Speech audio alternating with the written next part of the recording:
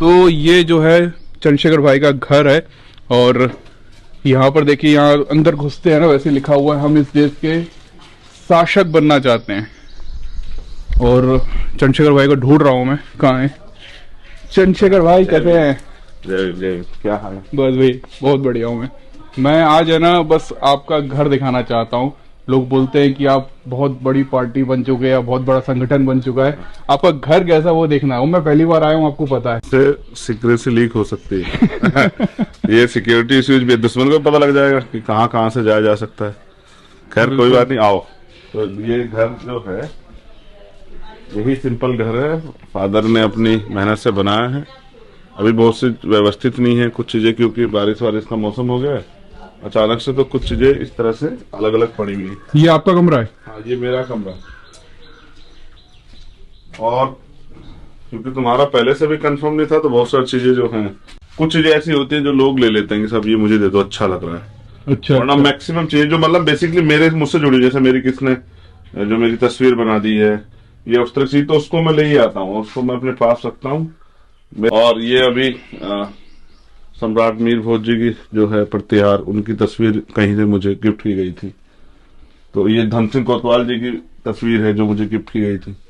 ये मतलब आपके रूम में जगह नहीं है, लेकिन आपने फिर भी उसको हर जगह टांग रखा हुआ है। ये हमारी पार्टी का चुनाव चिन्ह भी मुझे किसने गिफ्ट किया था। ये मैं अभी अंदर आया ना, तो मुझे सबसे पहले वहाँ पे गाय दिखी, केतली का निशान दिखा, मतलब मोदी जी से प्यार ऐसा लगता है। देखो, गाय बचपन से ही हम लोग पालते हैं, बचपन से। हाँ, मैं चाय नहीं पीता हूँ, मोस्टली हमारा पूरा ग्रुप जानता है, मैं चाय बहुत कम, कहीं इमरजेंसी हो जाए, कोई मजबूरी हो तो पी लेता हूँ, या कभी कभी सर्दियों में। तो बचपन से जब मैं बड़ा हुआ, हमारे फादर ने गाय और भैंस दोनों रखी, तो मुझे दूध पीने की आदत है। जब भी हमारी गाय दूध देना बंद कर दी भैंस, में तत्काल लड़ने लग जाता था। 2-3 दिन में मेरे फादर को गाय भैंस लानी पड़ती थी। उसके बाद जब मैं जेल चला गया, तब मेरी उसमें बदलाव हुआ, क्योंकि वहां वो दूध मिलता था पैकेट वाला, पाउडर वाला। अच्छा। तो उससे वो मुझे इस तरह से उसने वो किया कि मैंने दूध पीना ही बंद कर दिया उसके बाद। और मुझे दूध का टेस्ट नहीं रहा, फलों का टेस्ट नहीं रहा, क्योंकि वहां मैंने 16 महीने लगभग गुजारे वो एक जैसा वो, और वो स्मेल जो है दूध की, उससे सब मतलब अंदर से दूध पीने का मन खत्म हो गया। तो अभी भी हम लोग पशु पालते हैं यहाँ के, तो मैं कभी कभी घर आता हूँ तो पी लेता हूँ। यहाँ पे मतलब आप ऊपर से प्लास्टर झर रहा है, यहाँ से प्लास्टर टूट रहा है, बारिश की वजह से हो गया सब। घर होगा काफी आलीशान होगा और जैसे लोग बोलते हैं, और काफी कुछ अच्छा होगा, बट ये अभी भी वैसा ही घर है जैसे हम लाइव में देखते थे बहुत पहले। आप यहीं से लाइव करते थे? हाँ, मैं यहीं से बैठ के लाइव करते थे आप? क्योंकि मुझे याद है ये जो बैकग्राउंड है ना, ये मुझे अच्छे से याद है कि ये इस तरह से बैकग्राउंड रहता था सारा।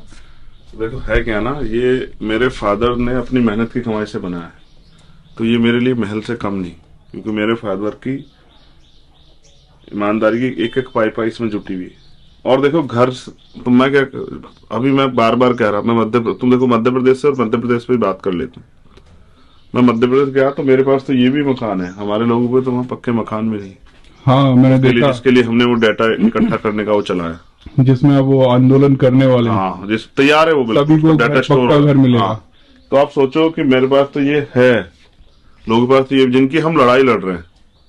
मुझे पक्के मकान की जरूरत नहीं, मेरे पास है, जैसा भी है, लेकिन जिनके पास नहीं है उनकी लड़ाई लड़ रहे हैं। और मैं मध्य प्रदेश स्पेशली क्यों जाता हूँ बार बार कि वहां आंदोलन खड़ा हो, क्योंकि मुझे वहां से विधानसभा नहीं लड़ना, व्यक्तिगत लोकसभा नहीं लड़ना, लेकिन वहां जो लोग काम कर रहे हैं, वहां जो समाज रह रहा है इतने बड़े पैमाने पे, उनको उनके हक अधिकार मिले, क्योंकि कोई ईमानदार से उनके लिए लड़ नहीं रहा है। और अगर 75 सालों में वहां के नेताओं को ये भी नहीं लगा कि उनको पक्के मकान की जरूरत है, तो सोचो वो लोग नेताओं की नजरों में जानवर से ज्यादा हैं क्या। तो ये घर है, आओ मैं तुम्हें और भी चीजें दिखाता हूँ घर पे। ये हमारे ये फादर का बनाया हुआ है, ये दूसरा कमरा है जिसमें हमारे छोटे वाले भाई रहते हैं। अच्छा। हाँ, ये इधर ये पुराना ही सारा जो है हमारे फादर ने उसको बनाया था, तो ये सब पुराने उसमें बना हुआ। ये बड़ा कमरा है जिसमें माँ और जो है, क्योंकि वो बीमार रहती है तो उनका ट्रीटमेंट वगैरह चलता रहता है। अच्छा, ये ऑक्सीजन लगा हुआ है, उनको पड़ती रहती है, तो अभी तो वो शायद मुझे लग रहा है कि वो उधर वॉशरूम टाइप है। तो ये पुराना ही बना हुआ है। ये आपके पिताजी की फोटो हाँ, है, वो बहुत स्टाइलिश फोटो है ये। हाँ, ये अब वो स्टाइलिश थे, उनका बेटा जो है उनके बेटे भी बहुत स्टाइलिश है। कोशिश कर रहे हैं कि उनके काम को ये फोटो आपका बहुत फेमस है। हाँ, ये फोटो काफी पुराना। ये कहाँ पर लिया होगा ये फोटो? ये हरिद्वार का फोटो है। हरिद्वार का फोटो है। हाँ, मनीष से जो बड़े वाले भाई हैं वो बीचल में है, तो उनके कमरे पे हम गए हुए थे, उन्होंने खींचा ये फोटो। अच्छा। और अच्छा है कि वो फोटो इतना फेमस हुआ लंबे समय तक, जो है वो फोटो जय भीम वो करते रहे। उस फोटो से जो है वो अब वो लोगों के उसमें है। आपको फिर सांस लेने में दिक्कत हो रही है, मुझे ऐसा आपकी उससे लग रहा है, आवाज से सांस की बात तेज आ रही है। समस्या अभी तबीयत खराब है। हाँ, तबीयत खराब है। कल ये डॉक्टर के भी गई थी, मैं स्पेशली इसलिए आया था इनको डॉक्टर के दिखा दूं, लेकिन कल भी काम की वजह से मैं नहीं जा पाया, दीदी और गई थी। उम्मीद है कि थोड़ा जिस डॉक्टर के यहाँ दिखाया अब थोड़ा सा आराम हो जाए। उससे तो आराम बहुत होगा। बहुत हो गया? हाँ, तो आप ऊपर कपड़े में लेट जाओ, जूते निकाल के ऊपर लेट जाओ। आराम में ना बैठे। नाश्ता किया? हाँ, कर लिया। ठीक है, कर लो आप आराम कर। मैं समझता हूँ अंजुल, माँ बाप एक ऐसी चीज है जो दोबारा नहीं मिलते। बिल्कुल बिल्कुल। ये हमारी बड़ी सिस्टर है। अच्छा जी, जय भीम। यही कल गई थी डॉक्टर के यहाँ पे। बढ़िया हूँ मैं, बहुत बढ़िया हूँ। तो माँ बाप एक ऐसी जो है कुदरत का दिया हुआ अनमोल तोहफा है जो दोबारा नहीं मिलता। मत हमारा जो साफ लगा था ना कि आलीशान बंगला है। नहीं, ये जो ऊपर देख रहे हो ना, जी भाई, आओ तो मैं इसके बारे में हमारे बताऊंगा। पापा का बनाया आलीशान। हुआ ये कि एक दिन मैं आया हुआ था लास्ट टाइम, ऐसी बारिश पड़ रही थी, और बारिश पड़ने से क्या हुआ, ये सीमेंट जा पड़ा, ऊपर से छूट गया। अच्छा अच्छा। नीचे से माँ जा रही थी, तो ये सीमेंट ऊपर जो है ना वो स्लैब, हाँ जी, उस पे गिरा, बच गई वो उस दिन। मतलब ये पुराना हो गया था। हाँ, पुराना होने की वजह से, जर्जर होने की वजह से वो गिर गया सीमेंट, उसने सरिये ने वो सीमेंट छोड़ दिया। अगर उस दिन वो जरा सा आगे पीछे हो जाती तो बहुत बहुत क्षति मैं उस दिन अपनी माँ को खो देता, क्योंकि वो सीमेंट था, वो उनकी तबीयत भी ऐसी नहीं है। मैं बचपन से यहीं पला बड़ा हूँ, पहले जीना नहीं था। अच्छा अच्छा। हम लोग इससे चढ़ते थे ऊपर। अच्छा, इससे चढ़ते थे। कभी गेहूं सुखाने हुए, या कभी कपड़े सुखाने हुए, या और कुछ छत पे कुछ ऐसा हुआ जो करना हुआ। जब छोटे थे तो पतंग भी उड़ा लेते थे।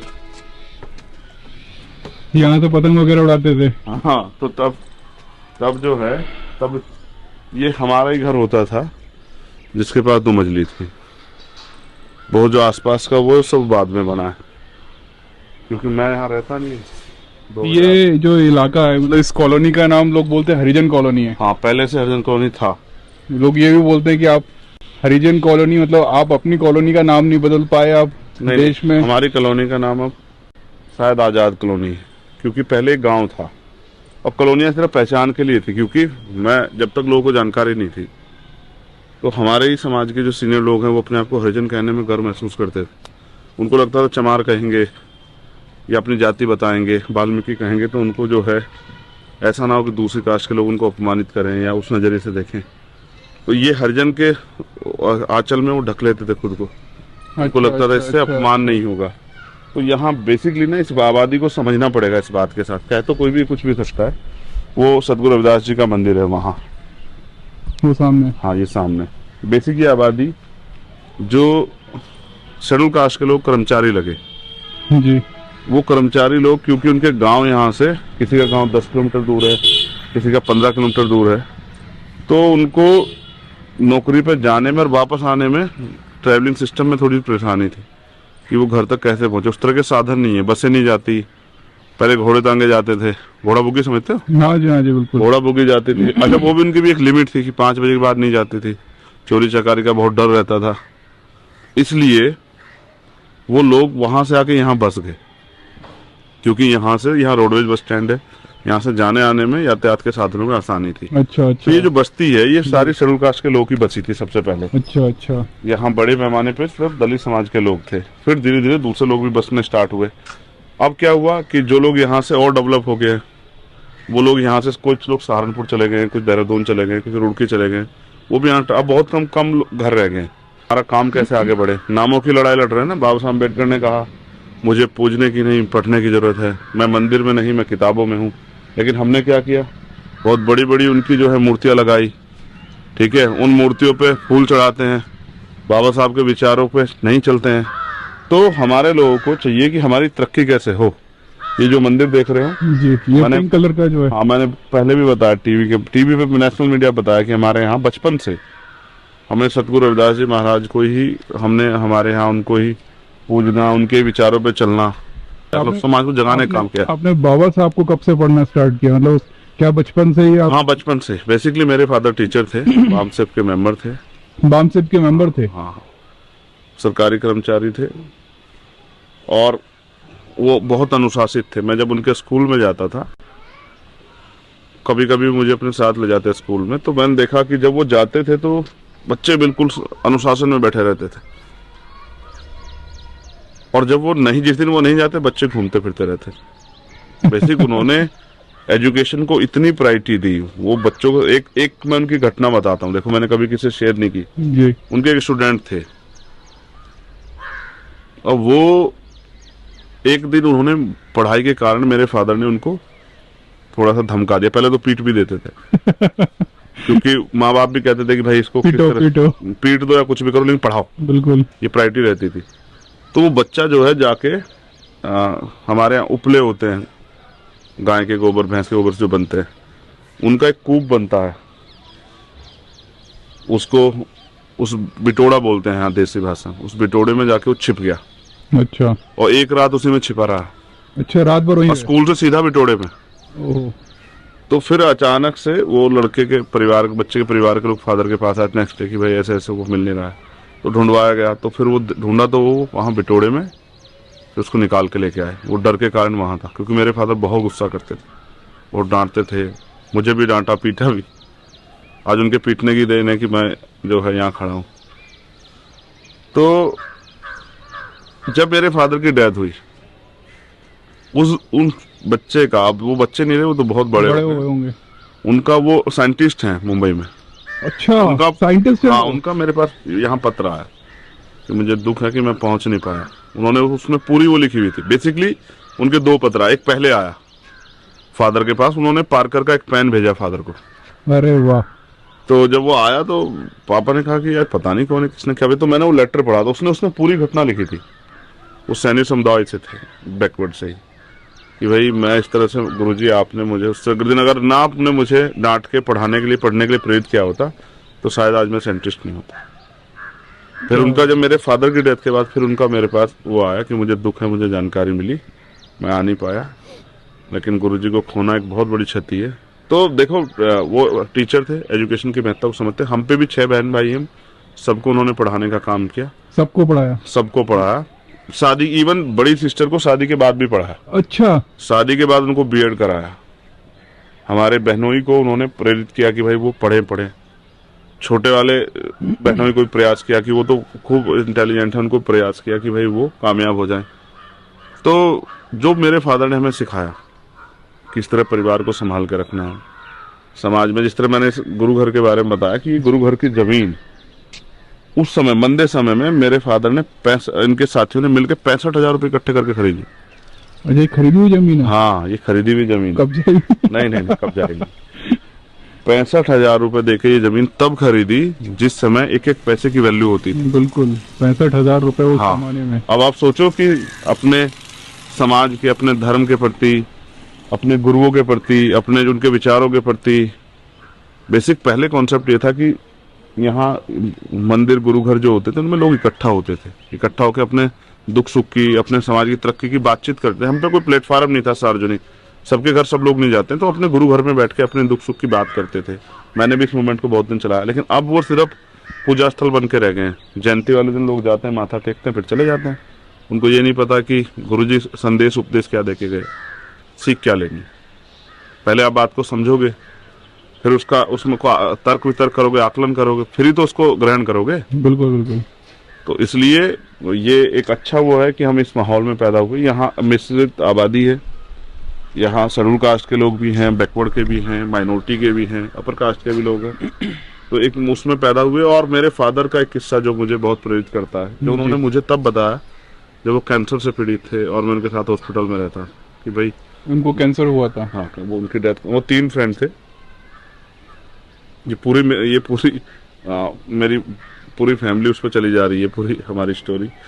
वो 3 फ्रेंड थे। एक मेरे फादर श्रद्धेय मास्टर गोवर्धन दास जी, दूसरे श्रद्धेय रमेश कुमार बंसल जी, और तीसरे सैयद हकीम रजाउल साहब। इनका इतना कंट्रोल था हम लोगों पे, अगर मेरे फादर नहीं तो वो आगे, तो हमारी हिम्मत नहीं थी कि हम सामने खड़े हो जाएं। ऐसा होता है। हाँ, इतना कंट्रोल था।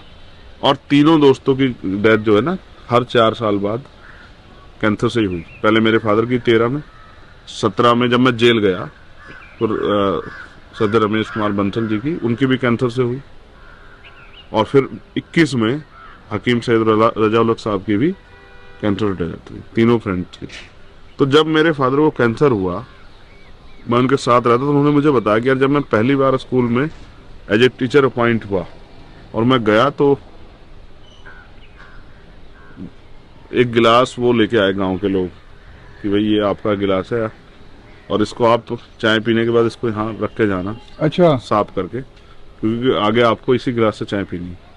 तो मेरे फादर को बात बहुत हर्ट हुई कि देखो आज भी कितना, मैं तो आजादी के बाद की बात में बता रहा हूँ, लिखे हैं और वो टीचर हैं, वो बच्चों को पढ़ा रहे हैं, वो उनके अपने साथ ऐसा हो रहा है। बच्चों को उनसे पढ़वाना चाहते हैं, उनके बच्चों को काबिल बनाना चाहते हैं, उनसे पढ़वा कर। हाँ, लेकिन वो जाति की वजह से उनको वो गिलास भी दे रहे हैं कि भाई आपको इस गिलास से ही चाय और पानी पीना है, तो आप इसको उठा के रख लेना। इससे स्पष्ट होता है कि कितना जो है हमें काबिलियत के बाद भी कितना कुछ सहना पड़ता है, ये जातिवाद। और ये इतनी बातें उन्होंने मुझे बताई अपने जीवन की। कई किस्से वो ऐसे, जैसे ये हमारा खेत है, ये वाला एरिया अगर तुम देखोगे अंजुल, तो ये हमारा खेत है। ये खेत था आपका, ये वाला? हाँ, ये पहले खेत था। इसमें मेरे फादर ने तमाम तरह से सब्जी और छोटे मोटे पेड़, और हमने बहुत सारे काम किए हैं। तुम हंसोगे, ये जो अमरूद का पेड़ तुम देख रहे हो ना, ऐसे अमरूद के हमारे यहाँ 20-25 पेड़ थे। अच्छा अच्छा। तो हमारे जो बड़े भाई हैं वो अमरूद बेचने जाया करते थे। अमरूद बेचते हाँ, थे? हाँ। ये खेत था, यहाँ अमरूद लगते थे और आप लोग वहाँ पे अमरूद हाँ, इकट्ठा मुझे तो शर्म आती थी, सीरियसली कह रहा हूँ। देखो, सच कहने में कोई वो नहीं, लेकिन वो उनको इतनी शर्म नहीं थी कुछ भी, मतलब कि 2 पैसे घर में आए तो वो टोकरी सर पे रख के वो अमरूद बेचने जाते थे। और ये जो जामुन का पेड़, अभी मैंने इसको थोड़ा छोटा करा दिया क्योंकि बहुत बड़ा हो गया था, ये वाला। अभी तक भी वो मंडी में जामुन बेचते हैं। जब जामुन आती है ना, सच में? तो वो जामुन खुद तोड़ते हैं और वो बेचने जाते हैं मंडी में।